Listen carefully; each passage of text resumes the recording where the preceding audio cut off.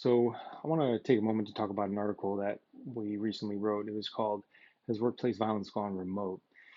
And I just want to bring awareness to the fact that the further we distance ourselves from human interaction with one another, then the more likely it is we're going to see acts of violence, erratic displays of unnecessary violence within society. For example, stores getting shot up or people doing workplace violence incidents.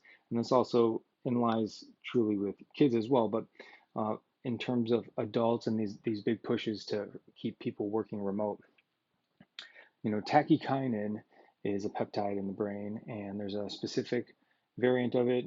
Andrew Huberman has a really great, much more thorough and highly intelligent podcast show that he dives into this further. But all the research he talks about, I have gone and I have read up on it, and I have really discovered that this peptide in the brain is largely, in my opinion, it's largely responsible for all these types of erratic violent behaviors that we're seeing because it's known to produce violent and erratic behavior in human beings and in mice and other, various, studies.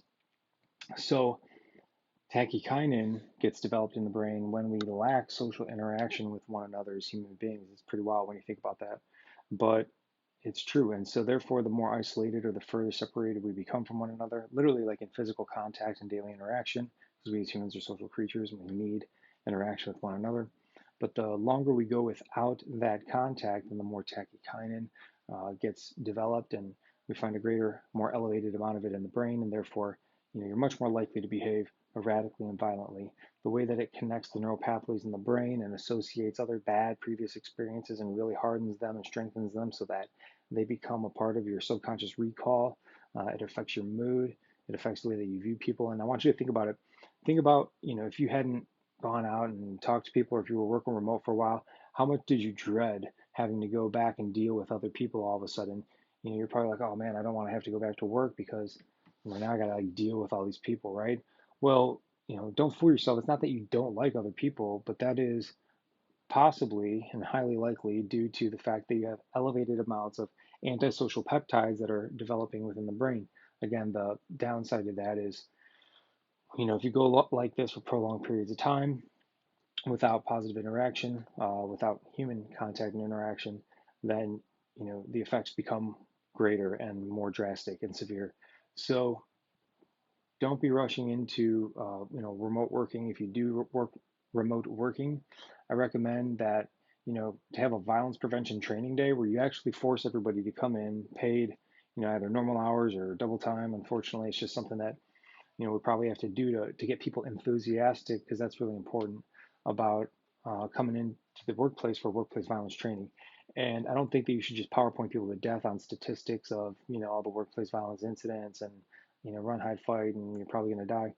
But I really think that it should be focused around a positively charged, loving experience with the coworkers, leadership building, communication development. We just lose track of, you know, fun skill development games that we, can participate in as adults as well. This also again works for kids in schools. I think it's much easier to get them emotionally charged for something like that, which can have even greater long-term effects because they're developing things like oxytocin, serotonin. They're, experiencing other human connection, and there's a million other interactions that are taking place, not just in our realm, but in the quantum realm when two humans are interacting with one another in a positive experience. However, I digress to just be aware of this as we become more remote, and if we keep supporting a more remote working environment, then I do believe workplace violence has gone remote. And I think where we'll begin to or continue to really see it unfold is going to be in public places, because basically, if you're just working by yourself, so something to keep in mind, be aware of. I got the article up on the website. Feel free to check it out. Give me your thoughts and your opinions, please. This is all about engagement with everyone, so I can learn more. And these are all just what I'm seeing and observing in my theories as a violence prevention specialist. So, all right, everyone, take care, stay safe, always be kind.